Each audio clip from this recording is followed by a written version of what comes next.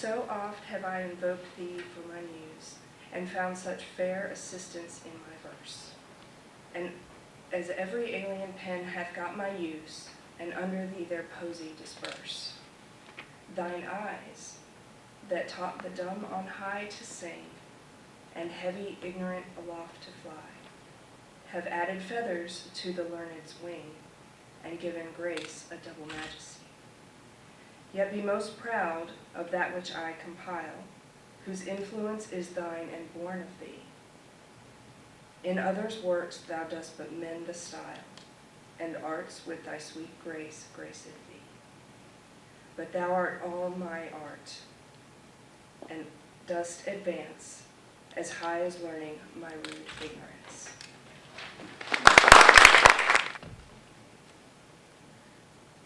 Whilst I alone did call upon thy aid, my verse alone had all thy gentle grace. But now my gracious numbers are decayed, and my sick muse doth give another place. I grant, sweet love, thy lovely argument deserves the travail of a worthier pen.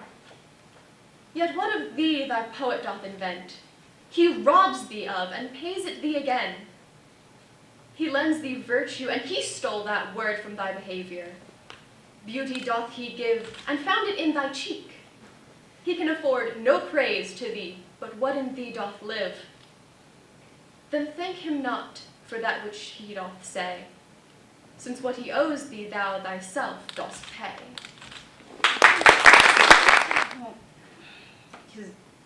Oh, how I faint when I of you do right, knowing a better spirit doth use your name, and in the praise thereof spends all his might to make me tongue-tied, speaking of your fame.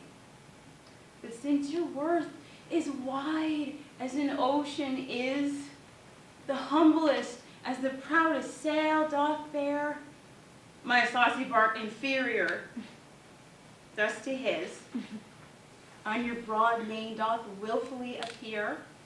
Your shallowest help will hold me up afloat, while his upon your soundless deep doth ride, or being wrecked, I am a worthless boat.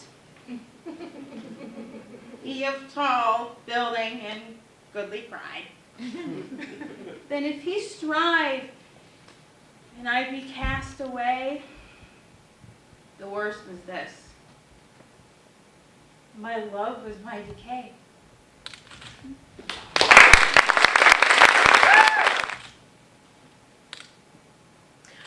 Or I shall live, your epitaph to make, or you survive when I in earth am rotten.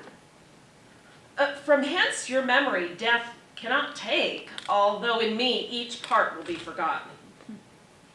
Your name from hence immortal life shall have, though I, once gone, to all the world must die. The earth can yield me but a common grave, when you, entombed in men's eyes, shall lie. Your monument shall be my gentle verse, which eyes not yet created shall o'erread, and tongues to be your being shall rehearse, when all the breathers of this world are dead. You still shall live. Such virtue hath my pen, where breath most breathes, even in the mouths of men. I grant thou wert not married to my muse, and therefore mayest without a taint o'erlook the dedicated words which writers use of their fair subject, blessing every book.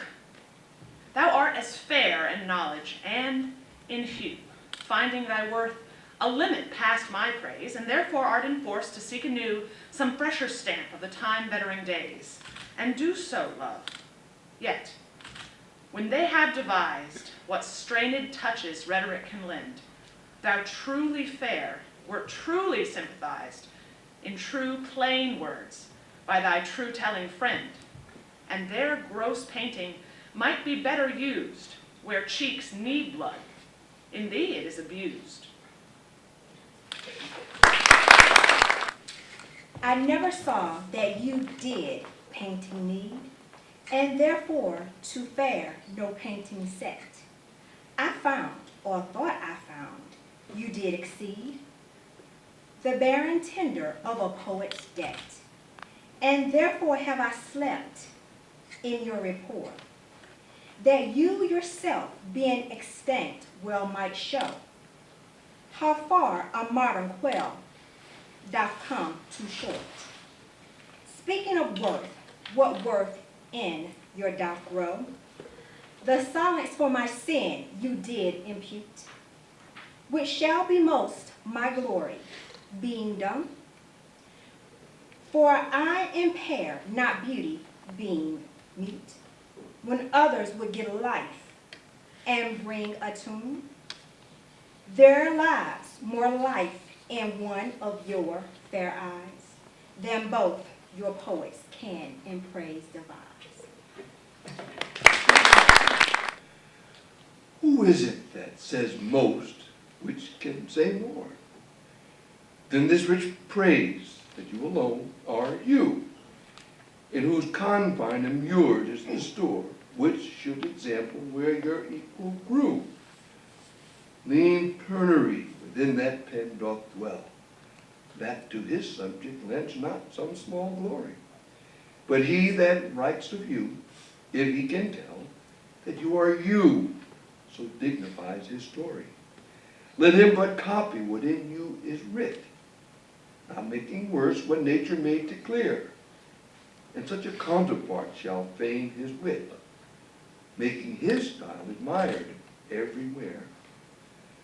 You to your beauteous blessings add a curse, being pawned on praise, which makes your praises worse. My tongue-tied muse in manners holds her still, while comments of your praise, richly compiled, reserve their character with golden quill and precious phrase by all the muses filed. I think good thoughts, whilst others write good words, and like unlettered clerks still cry amen to every hymn that able spirit affords in polished form of well-refined pen. Hearing you praised, I say, 'tis so, 'tis true. And to the most of praise, add something more, but that is in my thought, whose love to you, the words come hindmost, holds his rank before. Then others, for the breath of words respect, me for my dumb thoughts, speaking in effect. Was it the proud full sail of his great verse, bound for the prize of all too precious you, that did my ripe thoughts in my brain in hearse, making their tomb the womb wherein they grew? Was it his spirit, by spirits taught to write above a mortal pitch, that struck me dead? No, neither he nor his compeers by night, giving him aid, my verse astonished. He, not that affable, familiar ghost, which nightly gulls him with intelligence, as victors of my silence cannot boast. I was not sick of any fear from thence. But when your countenance filled up this line, then lacked I matter that enfeebled mine.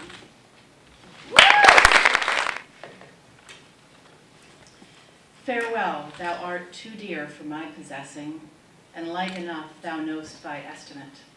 The charter of thy worth gives thee releasing, my bonds in thee are all determinate. For how do I hold thee but by thy granting, and for that riches where is my deserving?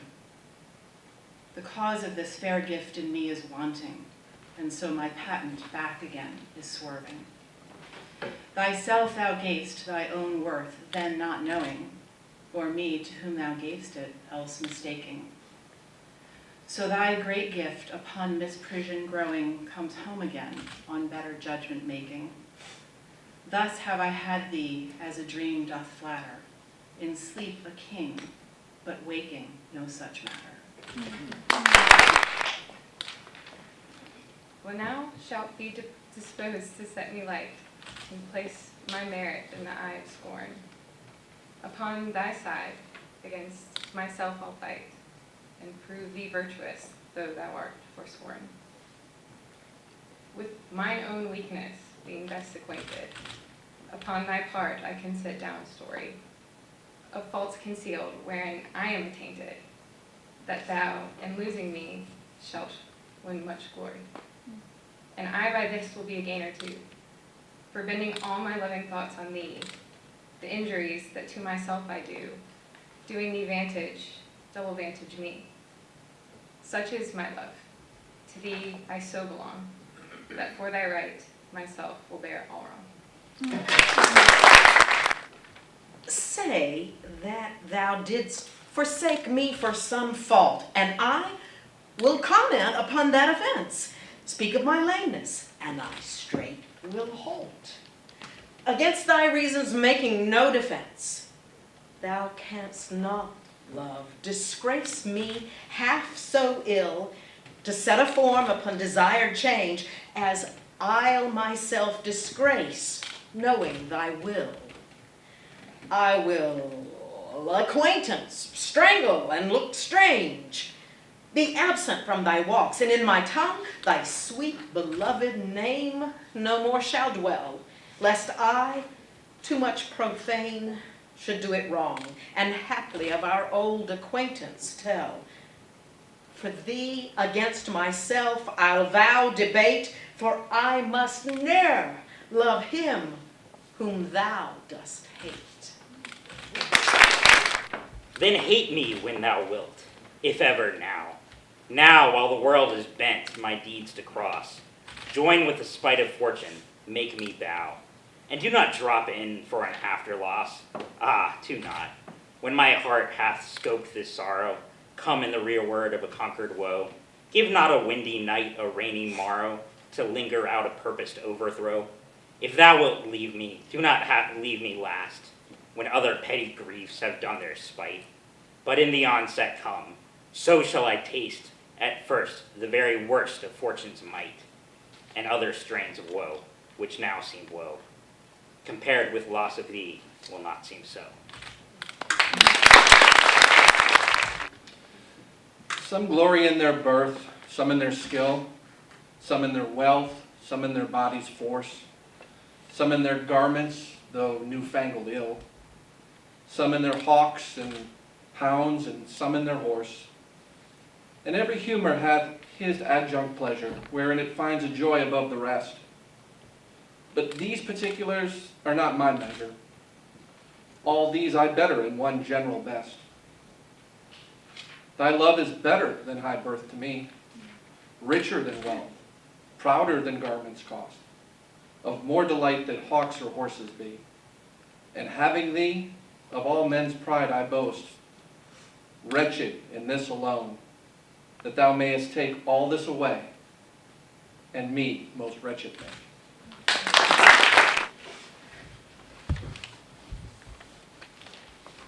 But do thy worst to steal thyself away. For term of life thou art assured mine, and life no longer than thy love will stay, for it depends upon that love of thine. Then need I not to fear the worst of wrongs, when in the least of them my life hath end. I see a better state to me belongs, than that which can on thy humor doth depend.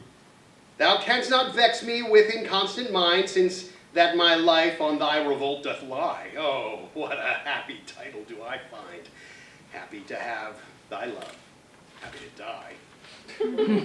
But what's so blessed fair that fears no blot? Thou mayst be false, yet I know it not.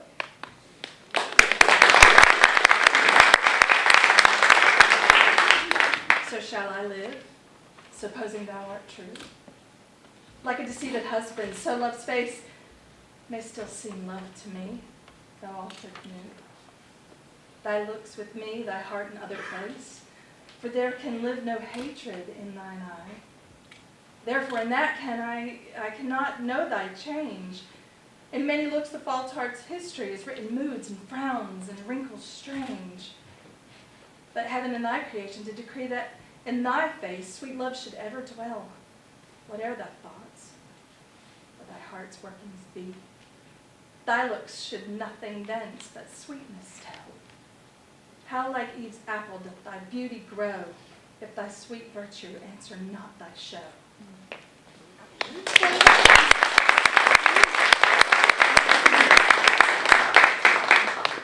They that have power to hurt, and will do none, that do not do the thing they most do show, who moving others are themselves as stone, unmoved, cold, and to temptation slow. They rightly do inherit heaven's graces, and husband nature's riches from expense. They are the lords and owners of their faces, others, but stewards of their excellence. The summer's flower is to the summer sweet, though to itself it only live and die.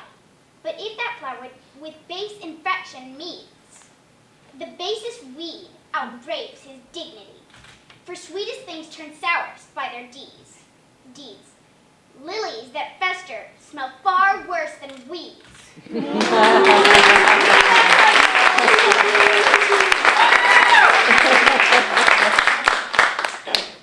How sweet and lovely dost thou make the shame, which like a canker in a fragrant rose, doth spot the beauty of thy budding name. Oh, in what sweets dost thou thy sins enclose? What tongue that tells the story of thy days, making lascivious comments on thy sport, cannot dispraise, but a kind of praise, naming thy names, blesses in an ill report. Oh, what a mansion have those vices got, which for their habitation chose out thee, where beauty's veil doth cover every blot, and all things turn fair that eyes can see. Take heed, dear heart, of this large privilege. The hardest knife, ill used, doth lose his edge.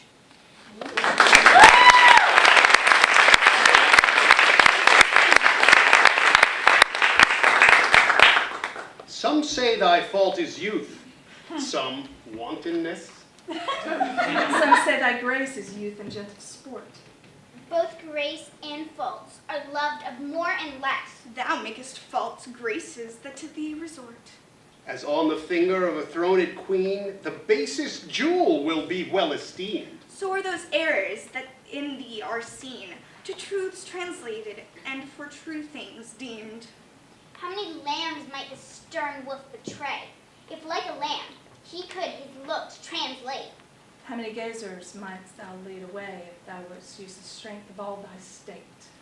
But do not so.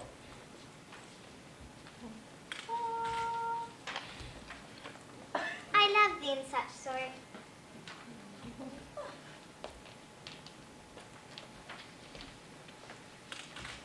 As thou being mine is thy good report.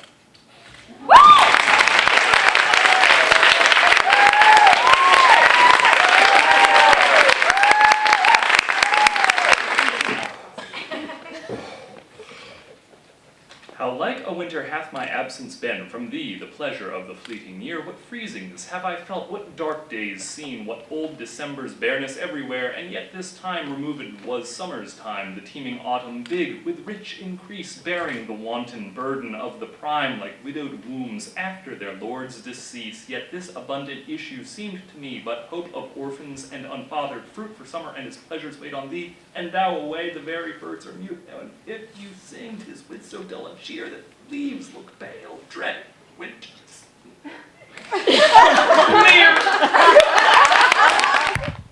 From you have I been absent in the spring, when proud pied April, dressed in all his trim, hath put a spirit of youth in everything.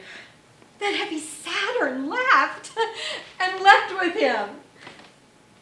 Yet nor the lays of birds, nor the sweet smell of different flowers in odor and in hue could make me any summer story tell, or from their proud lap pluck them where they grew. Nor did I wonder at the lily's white, nor praise the deep vermilion in the rose. They were but sweet, but figures of delight. drawn after you, you pattern of all those. Yet seemed at winter still and you away, as with your shadow I with these did play. The forward violet thus did I chide.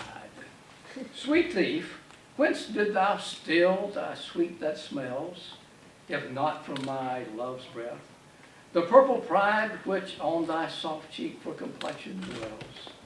In my love's veins thou hast too grossly dyed. The lily I condemned for thy hand, and buds of marjoram had stolen thy hair. The roses fearfully on thorns did stand, one blushing shame, another white despair.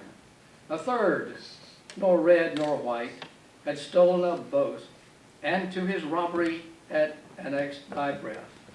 But for his theft, in pride of all his growth, a vengeful canker ate him up to death. More flowers I noted, yet I none could see, but sweet or color it had stolen from thee. Where art thou, Muse, that thou forget'st so long to speak of that which gives thee all thy might? Spendest thou thy fury on some worthless song, darkening thy power to lend base subjects light? Return, forgetful Muse, and straight redeem in gentle numbers time so idly spent. Sing to the ear that doth thy lays esteem, and gives thy pen both skill and argument. Rise, resty Muse, my love's sweet face survey, if time have any wrinkle graven there, if any, be a satire to decay, and make time's spoils despised everywhere. Give my love fame faster than time wastes life, so thou preventest his scythe and crooked knife.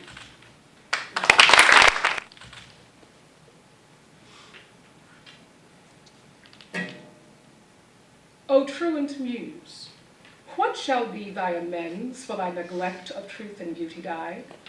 Both truth and beauty on my love depends, so dost thou too, and therein dignified.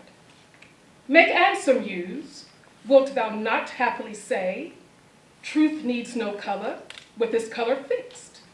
Beauty no pencil, beauty's truth to lay, but best is best if never intermixed. Because he needs no praise, wilt thou be dumb? Excuse not silence so, for it lies in thee, to make him much outlive a gilded tomb, and to be praised of ages yet to be. Then do thy office, Muse, I teach thee how, to make him seem long hence as he shows now. My love is strengthened, though more weak in seeming. I love not less, though less the show appear. That love is merchandised, whose rich esteeming the owner's tongue doth publish everywhere. Our love was new, and then, but in the spring, when I was wont to greet it with my lays, as Philomel in summer's front doth sing, and stops her pipe in growth of riper days. Not that the summer is less pleasant now than when her mournful hymns did hush the night, but that wild music burthens every bow, and sweets grown common lose their dear delight. Therefore, like her, I sometime hold my tongue, because I would not dull you with my song.